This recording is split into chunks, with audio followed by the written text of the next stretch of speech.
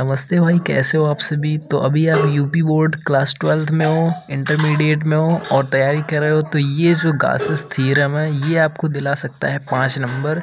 And भाई मैं इसलिए कह रहा हूँ क्योंकि ये एक इकलौता ऐसा थ्योरम है जो किसी भी सेट ऐसा ना हो कि उसमें ना पूछा गया हो।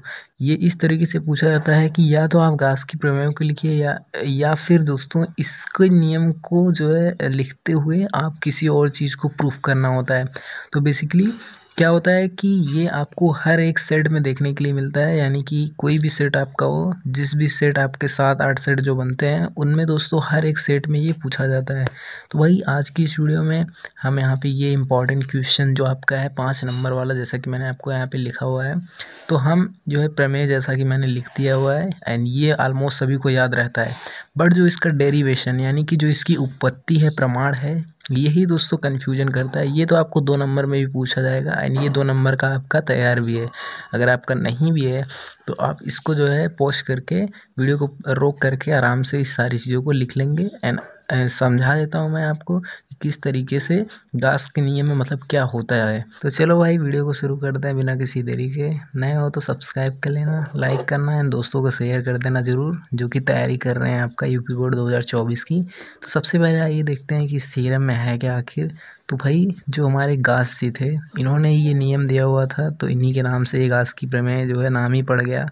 एंड भाई इस नियम के अनुसार यानी कि जो गास जी ने दिया हुआ था तो है कि इस नियम के अनुसार किसी बंद पृष्ठ से, आपको यहाँ पे ध्यान रखना है, किसी बंद पृष्ठ से गुजरने वाला कुल वैद्युत फ्लक्स को फाई ई से दोस्तों डिनोट करते हैं।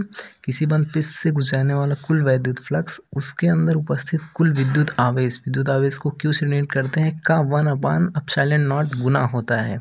बेसिकली यही इनका ला है, गासेस ला। बंद पृष्ठ से गुजरने वाला कुल वैद्युत फ्लक्स, उसके अंदर उपस्थित विद्युत आवेश का 1/ε गुना होता है। ε0 को अगर नहीं जानते हैं तो ये होता है दोस्तों बेसिकली निर्वात, वायु की विद्युतशीलता इसको कहते हैं। तो यहाँ से इस तरीके से यहाँ पे आप आते हैं अकॉर्डिंग टू गास ला। यदि किसी बंद पृष्ठ द्वारा परिबद्ध को बोलते हैं कि घिरा हुआ कुल आवेश क्यू हो, यानी कि कोई भी बंद पृष्ठ है, बंद पृष्ठ मतलब बेसिकली दोस्तों यहाँ पे जैसे कोई पृष्ठ, यहाँ पे पृष्ठ मतलब सरफेस होता है, जैसे कि ये बंद होता है, उसके द्वारा जो घिरा हुआ आवेश, जैसे कि इसमें टोटल जितने भी आवेश होते हैं वो क्यू हैं। ओके, तो गास की प्रमेय के अनुसार जैसा कि इसने बताया कि Q का 1/ε0 गुना होता है क्या, विद्युत फ्लक्स। तो यहाँ पे आप φ=Q/ε0 लिखेंगे। लेकिन यहाँ पे क्या है कि बंद पृष्ठ यस से होकर के गुजरने वाला क्या होता है, विद्युत फ्लक्स। बंद पृष्ठ आपका यस है, उससे परिबद्ध आपका विद्युत फ्लक्स φE। यहाँ पे दोस्तों आप देख सकते हैं इंटीग्रेशन का साइन लगा हुआ है एंड इंटीग्रेशन के एकदम मिडल में जब हम इसको जो है बंद कर देते हैं तो बेसिकली हम यहाँ पे इसको क्लोज इंटीग्रल कहते हैं। तो यहाँ पे हम इसको क्लोज कर देते हैं, तो ये होता है आपका E/ds, यानी कि यस के रिस्पेक्ट में यहाँ पे इंटीग्रेशन होगा, तब जाके आपका ये विद्युत फ्लक्स की वैल्यू आएगी। तो यहाँ पे भाई सेम वैल्यू ये Q/ε0 ही आती है इसकी। तो इस तरीके से ये हो जाता है। तो भाई बेसिकली ये चीज़ें तो आपको पता होंगी मेरे भाई। हमें क्या करना है, हमें यहाँ पे आपको डेरिवेशन करवाना है कि किस तरीके से ये प्रूफ हमें मतलब किस तरीके से ये प्रूफ होगा। तो चलिए शुरू करते हैं हम यहाँ से अपना प्रूफ। ये प्रूफ दोस्तों हम कूलाम के नियम से करेंगे। तो यहाँ पे हमें लिखना होगा कि गास के नियम की उत्पत्ति कूलाम के नियम के द्वारा। तो आप यहाँ पे लिख लीजिएगा, मैं यहाँ पे जो है ऐसे ही करके लिख दे रहा हूँ, कूलाम के नियम के द्वारा, कूलाम के नियमानुसार। यानी कि आपको क्या करना है, कूलाम के नियम के जो है द्वारा इसको प्रूफ करना है, सिद्ध करना है। तो वही चलिए फटाफट से हम इसको, आपका ये बहुत ज़्यादा लेंदी नहीं है एंड कॉन्सेप्चुअल है, तो आपको फटाफट से यहाँ पे एक छोटा सा फिगर बना लेना है। उसी फिगर की हेल्प से दोस्तों हम यहाँ पे इसको करने वाले हैं। तो यहाँ पे मैं साइड में फिगर बना देता हूँ। फिगर में रहेगा क्या, एक सरफेस आपको बना लेना है। तो यहाँ पे सरफेस जो आपका रहेगा वो सर्कल के टाइप का रहेगा। एंड भाई आपको जो है बता देना चाहता हूँ, यहाँ पे सरफेस जो है छोटे छोटे पार्ट से मिलकर के बना होगा। तो आपको एक छोटा सा पार्ट यहाँ पे एज्यूम कर लेना है ds। माना कि आपका पूरा जो है यस है टोटल सरफेस, तो उसमें एक छोटा पार्ट आपने ले लिया जो कि ds है। ओके, ds ठीक। आपका टोटल है। फिर आपका यहाँ पे मिडल में जो है आपका ये इस पे क्यू है, आवेश सरफेस से परिबद्ध जो आपका, यानी कि एक जो आपका सरफेस है ये उससे परिबद्ध यानी कि घिरा हुआ एक क्यू है मिडल में। एंड इसकी जो है डिस्टेंस आपका परिधि से आर है, तो आर इसकी डिस्टेंस हो गई। अब इसको दोस्तों हम यहाँ पे आगे बढ़ाते हैं। तो ये लाइन आपकी दोस्तों होती है विद्युत क्षेत्र की, तो यहाँ पे आपका ये ई हो जाता है एंड इसका जो है यूनिट वेक्टर एन कैप हो जाता है। एंड यहाँ पे आप देख सकते हैं कि डी एस और ई में कोई भी मतलब डिग्री नहीं बनी हुई है, तो इसलिए यहाँ पे थीटा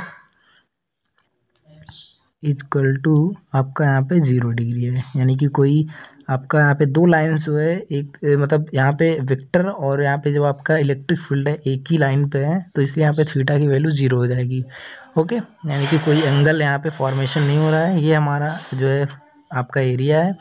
अब चलिए हम इसी जो है फिगर की हेल्प से हम यहाँ पे प्रूव करते हैं अपने गाउस के थ्योरम को। तो फिगर कुछ आपका इस तरीके से रहेगा, फिगर बना लेना है आपको। फिगर की हेल्प से दोस्तों आपको यहाँ पे मार्क जो है गेन में प्रॉब्लम नहीं होगी। फिगर आप बना लेते हो तो कोई दिक्कत होने वाली नहीं है। चलिए अब यहाँ से भाई क्या करना है आपको, सबसे पहले लिखना है कूलाम के नियम के अनुसार, कूलाम के नियमानुसार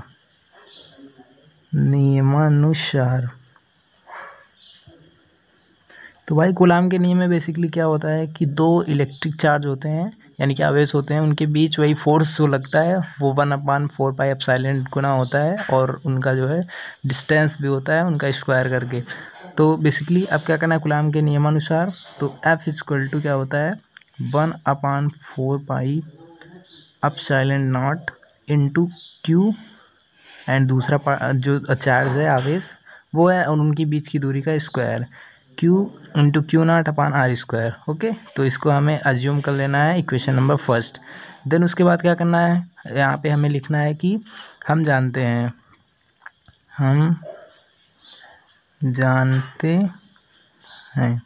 तो भाई हमें क्या पता है कि जो हमारा जो इलेक्ट्रिक फील्ड होता है वो होता है F/Q0 के। अब इसी को सिंप्लीफाई करोगे तो आप यहाँ पे इसको लिख सकते हो F equal to E into Q0 को उसी तरह भेज दो तो ये इस तरीके से फॉर्म हो जाएगा। ये इक्वेशन नंबर आपका सेकंड हो जाता है।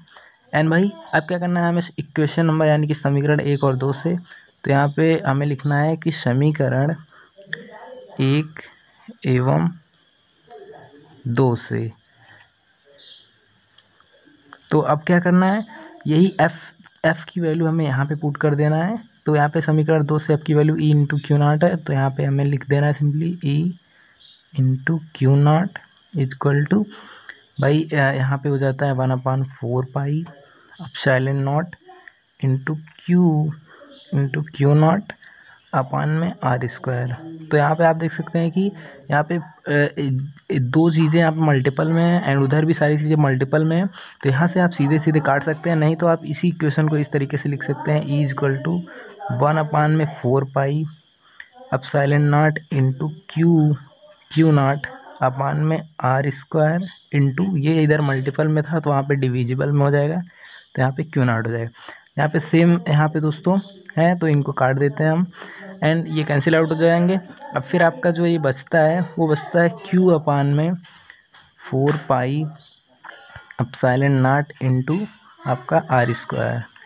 ये आपका इक्वेशन बचता है। ओके, तो हम इसको एज्यूम कर लेते हैं इक्वेशन नंबर थर्ड। देन भाई अब क्या करना है आपको, इक्वेशन नंबर थर्ड एज्यूम होने के बाद अब क्या करना है, हमें विद्युत फ्लक्स के द्वारा पता है कि जो भी किसी मतलब जो आपका परिबद्ध होता है, जो आपका क्लोज कोई सरफेस होता है, तो उसका हमें उससे जो है गुजरने वाला विद्युत फ्लक्स क्या होता है। तो हमने जैसा कि यहाँ पे पढ़ा हुआ है ऊपर के साइड, बंद पृष्ठ S से परिबद्ध विद्युत फ्लक्स फाई इक्वल टू आपका क्लोज इंटीग्रल आप होता है E इंटू DS। तो हम इसी से आपका मतलब ये फाइनल आपका स्टेप है, इसी से प्रूफ हो जाएगा आपका। तो यहाँ पे लिखना है हम जानते हैं कि, तो यहाँ पे हम जानते हैं, तो क्या जानते हैं भाई, I equal to closed integral of E into DS। Okay, ये दोनों वेक्टर्स हैं। देन आपको पता होना चाहिए, अगर आपने वेक्टर अलजेब्रा पढ़ा हुआ होगा तो किसी भी दो वेक्टर्स का डॉट प्रोडक्ट होता है, वो होता है उनके जो है मल्टीप्लिकेशन का E d s cos theta, E d s cos theta closed integral हो जाएगा। अब यहाँ पे दोस्तों आपको पता होना चाहिए, चलिए साइड में लिखता हूँ। तो यहाँ से वही एक लाइन ड्रॉ कर लेते हैं हम। अब क्या करना है, आपको यहाँ पे पता है कि आपको थीटा की वैल्यू फिगर के अनुसार यहाँ पे 0 डिग्री दी हुई है। तो यहाँ पे आपको जो है थीटा की वैल्यू 0 डिग्री एंड थीटा की वैल्यू 0 डिग्री रखते हो तो यहाँ पे cos 0 हो जाता है, cos 0 की वैल्यू 1 होती है।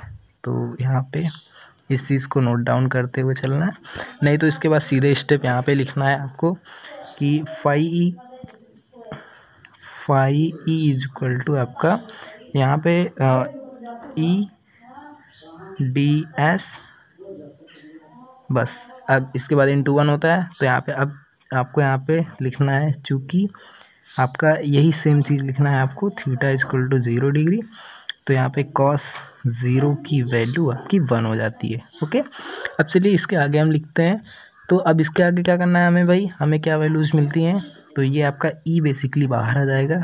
एंड अब आपका यहाँ पे क्लोज इंटीग्रल, क्योंकि ई दोस्तों कांस्टेंट है इसलिए ये बाहर आ जाएगा। एंड अब आपका यहाँ पे डी एस बचता है, आपको ये यहाँ पे स्मॉल नहीं लिखना है क्योंकि ये कंप्लीट का दोस्तों जो है इंटीग्रल हो रहा है यहाँ पे, यानी कि टोटल के सरफेस का यहाँ पे इंटीग्रल हो रहा है।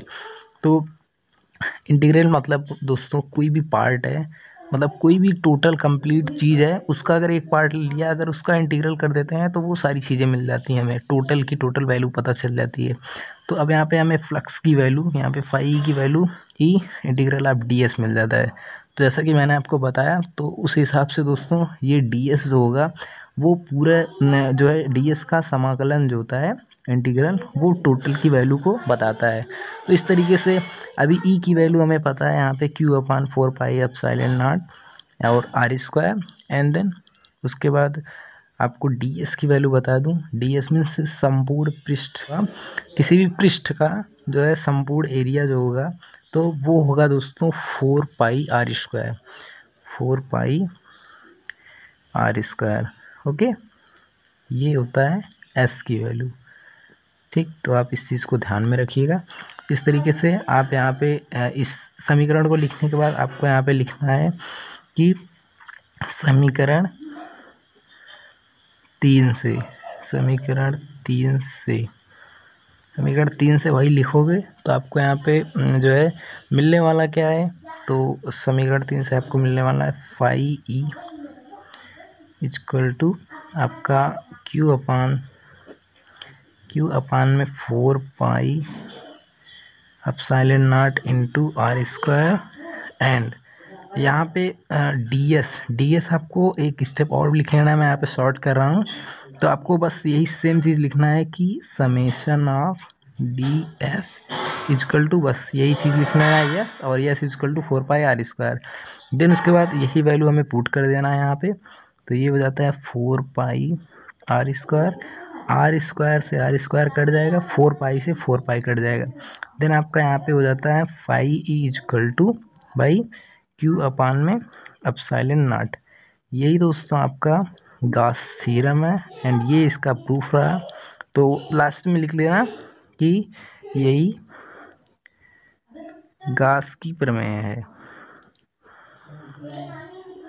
आप ये चीज़ ध्यान में रखिएगा एग्ज़ाम में लिखते हुए, आप जितने भी स्टेप्स लिखते हैं अगर वो कापी जांचते हुए, जो आपका कापी जांचने वाला होता है टीचर, अगर वो जो है देख लेता है आपके जो है ध्यान चला ही गया आपके प्रमेय पे, आपने सारी चीज़ें स्टेप बाय स्टेप लिखा हुआ है कि जैसे समीकरण 3 से हम जानते हैं कूलाम के नियम से, ये सारी चीज़ें वो देखता है, फिगर आपने बनाया हुआ है, तो उसमें मतलब एक वो होता है, उसके दिमाग में आता है कि बंदा पढ़ने वाला है एंड वो आपको पूरा का पूरा मार्क दे देता है। नहीं भी देता है तो एक नंबर काटेगा और आपको पूरा का पूरा नंबर दे देगा। तो भाई कैसी लगी आज की क्लास कमेंट करके ज़रूर बताना, सब्सक्राइब करना चैनल को, अपने दोस्तों के साथ ज़रूर भेजना। चलिए मिलते हैं किसी नेक्स्ट वीडियो में, तब तक के लिए बाय बाय।